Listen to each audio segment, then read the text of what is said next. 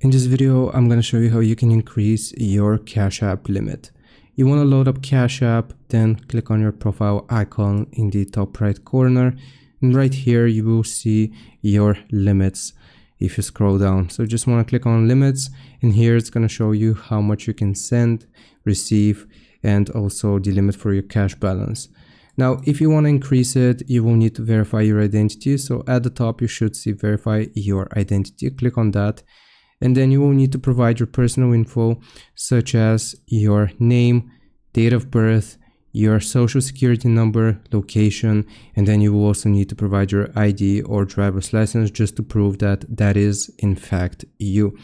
Once you verify your identity, your limit should jump from 250 a week to 1500, and you will be able to see your new limits here from the limits section.